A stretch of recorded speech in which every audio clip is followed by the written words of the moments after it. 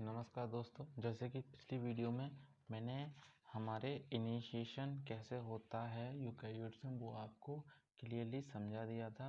अब हम बात करने जा रहे हैं इलॉन्गेशन इन यूकैरियोट्स। तो बहुत ही सिंपल हो जाएगा अगर आपने प्रोकैरियोट्स का इलॉन्गेशन पढ़ रखा है। तो होता क्या है गाइस कि जो हमारा इलॉन्गेशन है वो हमारा बिल्कुल सिमिलर होता है यूकैरियोट्स के। तो हम कह सकते हैं पहला point, similar to prokaryotic elongation. Prokaryotic elongation और डिफरेंस क्या होता है? ओनली डिफरेंस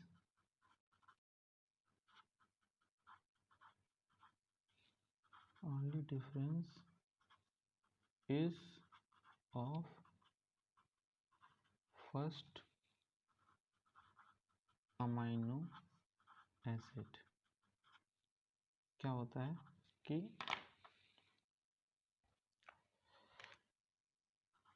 फॉर्मल मेथियोनिन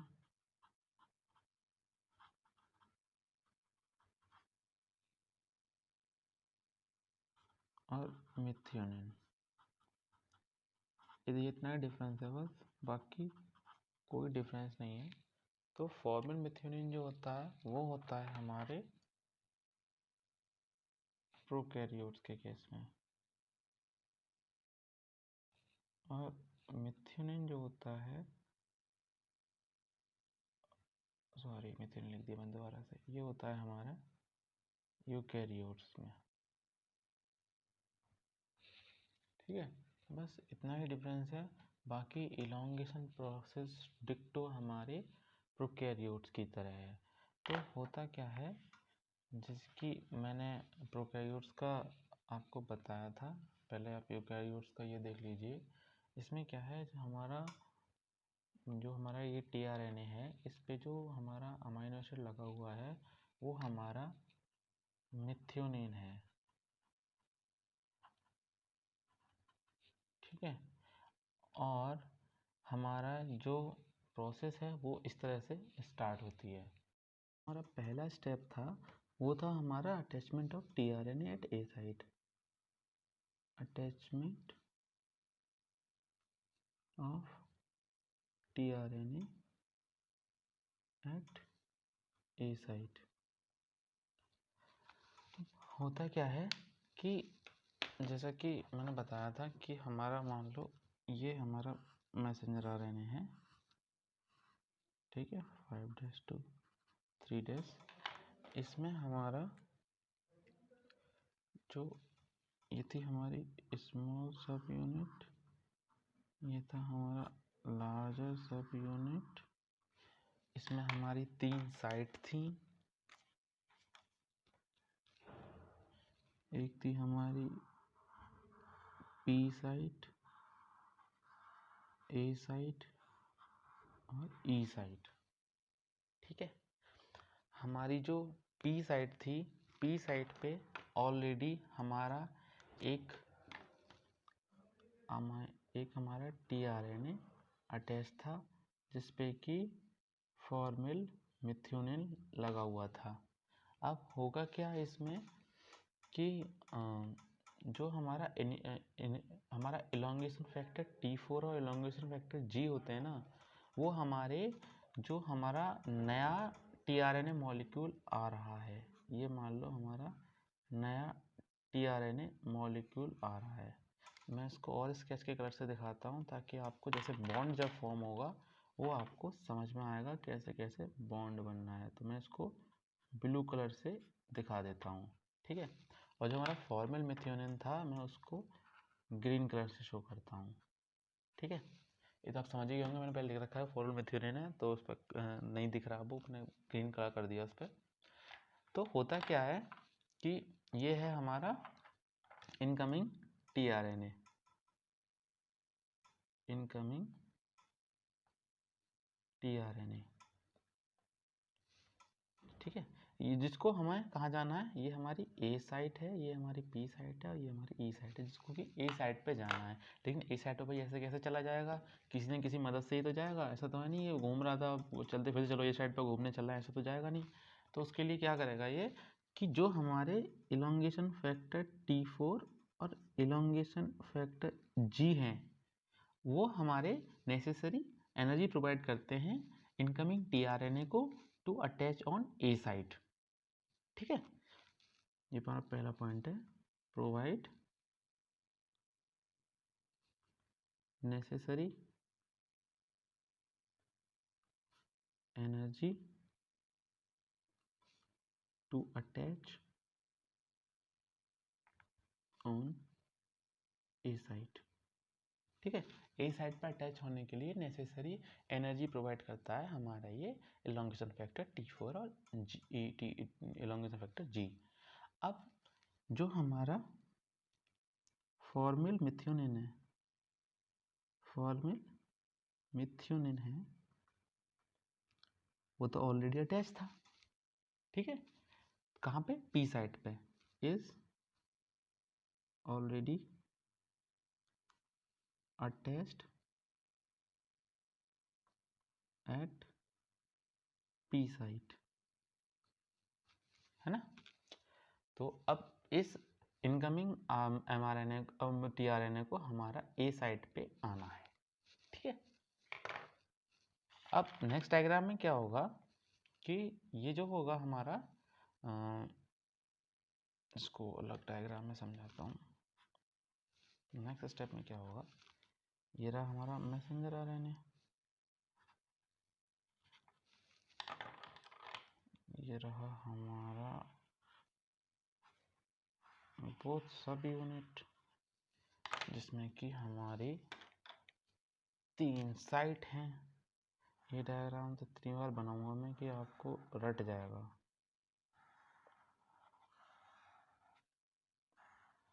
ये हमारी 3 साइट हैं जिस पे कि हमारा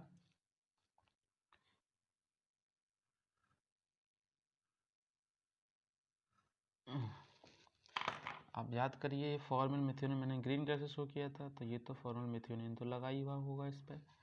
और जो हमारा इनकमिंग tRNA था उसको मैंने, जो अमीनो एसिड था उसको मैंने ब्लू कलर से शो किया था, तो इसका मतलब ब्लू कलर वाला अब यहाँ आके लग गया हमारा ए साइड पे। ठीक है, और जब ए साइड पे आके लग जाएगा तो क्या होगा कि इन दोनों के बीच में बॉन्ड फॉर्म होगा। ठीक है, अब बॉन्ड फॉर्म कैसे होगा, तो उसके लिए हमारी दूसरी सब हेडिंग थी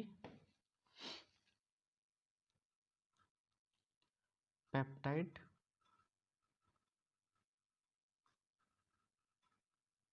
bond formation, peptide bond formation. तो पेप्टाइड बॉन्ड फॉर्मेशन में क्या होगा कि जो अमीनो एसिड हमारा पी साइड पर प्रेजेंट है वो अमीनो एसिड वहां से टूटकर जो ए साइड का अमीनो एसिड है, ए साइड का अमीनो एसिड है उस पर जाके पेप्टाइड बॉन्ड फॉर्म कर लेगा। तो बताता हूँ मैं कैसे करेगा। तो amino acid present on P site transfer to amino acid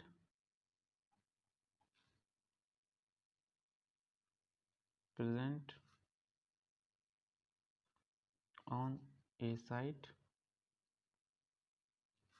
to form peptide bond।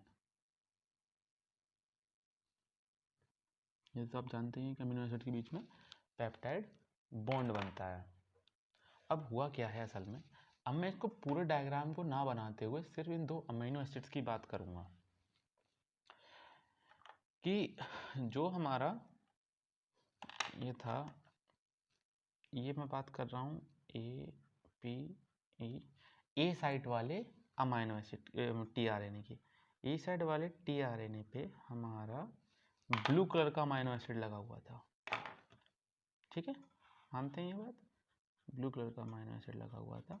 अब जो ग्रीन कलर वाला हमारा अमीनो एसिड था जो कि पी साइड पे था, अब असल में वो टूट के आकर हमारा इस अमाइनो एसिड के पीछे लग जाएगा। ठीक है, लग गया। अब होगा क्या हमारे अगले स्टेप में, ये तो इतना आपको समझ में आ रहा होगा कि ये हमारा यहाँ से टूटा और आके यहाँ लग गया। अब जो हमारा तीसरा स्टेप होगा हमारा ट्रांसलोकेशन। अब ट्रांसलोकेशन का मतलब क्या होता है कि अब देखो, ये वाला जो हमारा अमाइनो एसिड, ये वाला हमारा टीआरएनए है, ये डीएसाइलेटेड हो गया क्योंकि इसका जो अमाइनो एसिड था वो टूट के इधर पहुंच गया। तो ये तो खाली ये वाला इतना हिस्सा रह गया ना, अमाइनो एसिड तो गया इसमें से। लेकिन इस वाले केस में क्या होगा, इसके साथ ये अमाइनो एसिड तो लगा ही हुआ है, उस पर एक हमारा ये वाला अमाइनो एसिड और आके लग गया, जैसे कि यहाँ दिखाया है मैंने। अब क्या होगा, अब होगा ट्रांसलोकेशन। ट्रांसलोकेशन क्या होता है, राइबोसोम जो होते हैं हमारे, वो एक कोडोन राइट की तरफ शिफ्ट हो जाते हैं। जब एक कोडोन राइट की तरफ शिफ्ट होंगे तो यहाँ एक कोडोन था ट्रिपलेट का। अब अगली बार क्या होगा, ये हिस्सा तो यहाँ पहुंच जाएगा, ये वाला हिस्सा यहाँ पहुंच जाएगा और ई वाला हिस्सा यहाँ आ जाएगा। मतलब अब मान लो मैं इन दोनों को इसको अमाइनो एसिड को पकड़ लूँ और इस मशीनरी को इधर सरका दूँ, एक कोडोन इधर सरका दूँ, तो देखिए ई वाला हिस्सा यहाँ आ जाएगा, ई वाला हिस्सा यहाँ आएगा। ठीक है, इसका मतलब जो डीएसाइलेटेड हमारा टीआरएनए है वो ई हिस्से पे आ जाएगा, और जो हमारा ये वाला जो हमारा टीआरएनए था जिसपे हमारे 2 अमाइनो एसिड लगे हुए थे, वो हमारा पी साइड पे आ जाएगा, और ये वाली एक्सेप्टर साइड खाली हो जाएगी नए अमाइनो एसिड्स के आने के लिए। अब कैसे बनेगी, देखो मैं यहाँ बनाता हूँ। तो हमारा अब जो ये वाला स्ट्रक्चर है जो कि हमारा ए साइड पे था पहले, अब वो हमारा पी साइड पे पहुंच चुका है। तो मैं पहले ही बना देता हूँ कि ये हमारी पी साइड है, ये हमारी ए साइड है, और ये हमारा ई साइड है।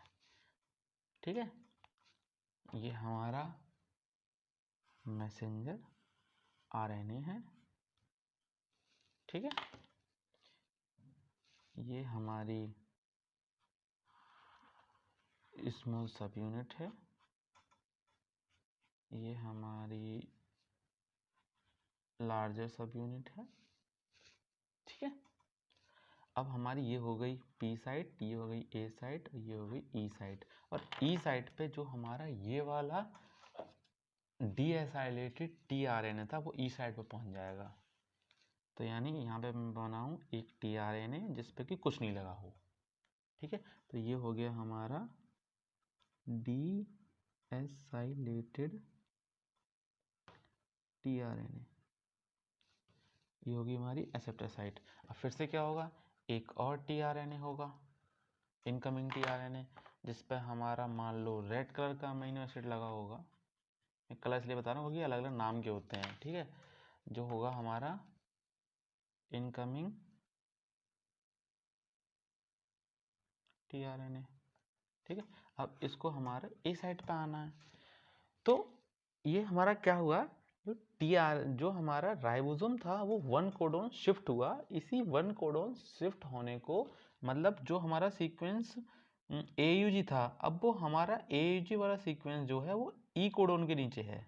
असल में अब AUG यहाँ है, जो कि AUG हमारा यहाँ था। तो समझिए आप, अब मान लो यहाँ था हमारा AGU, तो अब जो हमारा AGU यहाँ था, अब वो हमारा AGU यहाँ है, मतलब 1 कोडोन शिफ्ट हुआ है। तो इसी 1 कोडोन शिफ्ट होने को हमने कहा ट्रांसलोकेशन।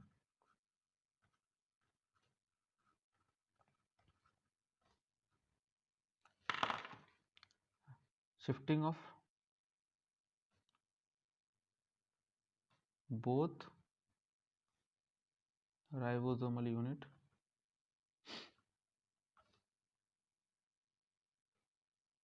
is called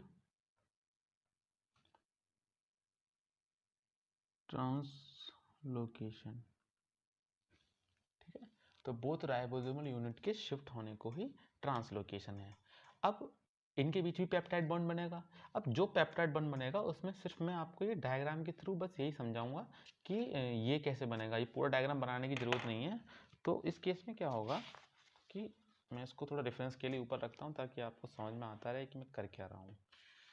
ठीक है, अब मैं जिस अमाइनो एसिड की बात कर रहा हूँ, टीआरएनए की बात कर रहा हूँ, वो जो ये वाला टीआरएनए, ये वाला, ये हमारा ए साइड पे आके लग गया है। ठीक है, मैं मान लूँ ए साइड पे आके लग गया है। देखो मैंने मान लिया कि ये आ रहा था और अब ए साइड पे आके लग गया है। अब इसे पहले से कंपेयर करो। पहले जो हमारा ग्रीन वाला था टूट के ब्लू वाले के पीछे लगा था। ठीक है, मतलब जो पी साइड पे था वो टूट के ए साइड पे लगा था। अब इस केस में जो पी साइड पे वो ऑलरेडी 2 हैं और ए साइड पे रेड वाला है, तो अब क्या होगा, ये ब्लू वाला टूट के इसके पीछे आके लग जाएगा। यानी ब्लू वाले, मतलब ब्लू वाला टूटेगा तो साथ में ग्रीन वाला भी इससे चिपका हुआ है, तो ब्लू ग्रीन दोनों टूट के इसके पीछे आके लग जाएंगे। ठीक है, वो कैसे लगेंगे देखिए, मैं डायग्रामेटिकली समझाता हूँ। ठीक है, तो इसका मतलब जो हमारा सीक्वेंस होगा वो हमारा कुछ इस तरीके का होगा। ये हमारा पहला टीआरएनए था जो हमारा लगा हुआ था ऑलरेडी उस पर, और ये हमारा दूसरा टीआरएनए था जो कि हमारा ब्लू कलर का था, और एक हमारा तीसरा जो अभी बाद में आया जो कि हमारा रेड कलर का था, रेड कलर का। इनके नाम से मैं कलर आपको इसे बता रहा हूँ क्योंकि आपको समझ में आ जाए। तो जो हमारा सीक्वेंस होगा, ठीक है, पेप्टाइड चेन का जो सीक्वेंस होगा, सीक्वेंस ऑफ पेप्टाइड चेन जो होगा हमारा, वो कैसे होगा कि जो सबसे बाद में आया है उस पे ये दोनों आके लगे थे ना। ठीक है, स्टार्टिंग में मैंने आपको बताया था। तो मैं इस टीआरएनए को यहाँ बना रहा हूँ। ठीक है, इस पर हमारा कौन सा पेप्टाइड, कौन सा अमीनो एसिड लगा हुआ था, रेड कलर वाला। ठीक है, फिर हमारा जो हमारा स्टार्टिंग में आया था वो था हमारा ब्लू कलर वाला अमीनो एसिड। ठीक है, और जो सबसे पहले लगा हुआ था हमारा ग्रीन कलर वाला अमीनो एसिड, तो हम कह सकते हैं कि ये हमारा क्या है, ग्रीन कलर वाला जो सबसे पहले लगा हुआ था ये हमारा मेथियोनिन है, मेथियोनिन। ठीक है, और जो हमारे अपकमिंग अमीनो एसिड्स हैं, ठीक है, जो हमारे अपकमिंग अमीनो एसिड्स हैं वो हमारे इस सीक्वेंस में इधर बढ़ लगते जाएंगे। ठीक है, जो हमारे अपकमिंग अमीनो एसिड्स हैं वो इधर लगते जाएंगे इस सीक्वेंस में। तो इतना है हमारा एलोंगेशन में कैसे पेप्टाइड बॉन्ड का सीक्वेंस बनेगा।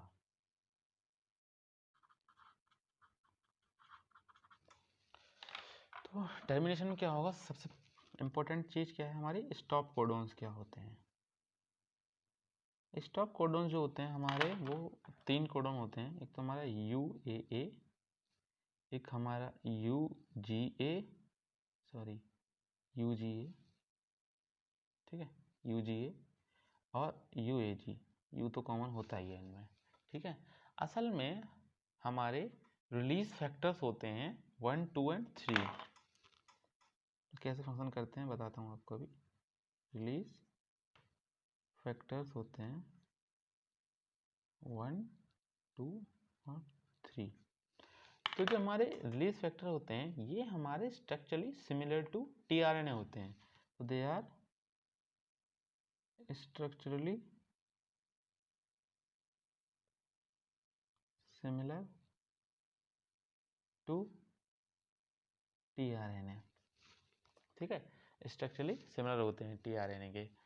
और फिर क्या करते हैं, जो हमारे स्टॉप कोडन होते हैं इनसे जाके अटैच कर लेते हैं। जैसे कि प्रोसेस चल रही थी अभी, तो कोडोन देख रहे थे, ये कोडोन की बेसिस पे तो अटैच होते थे, तो they attach to stop codon and attaches to stop codon.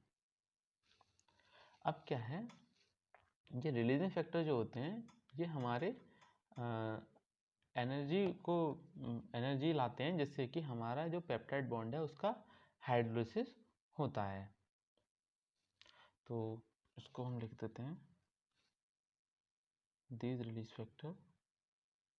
factor brings energy for hydrolysis of peptide bond। तो इसी के साथ हमारा क्या है, टर्मिनेशन प्रोसेस ख़त्म होती है। हमने इनिशिएशन पढ़ लिया। तो गाइस होप आपको इसके एलोंगेशन और इसके टर्मिनेशन आपको समझ आए हों। इस वीडियो में गाइस इतना ही था। अगर आपको वीडियो पसंद आई है तो please like share and subscribe. Thank you.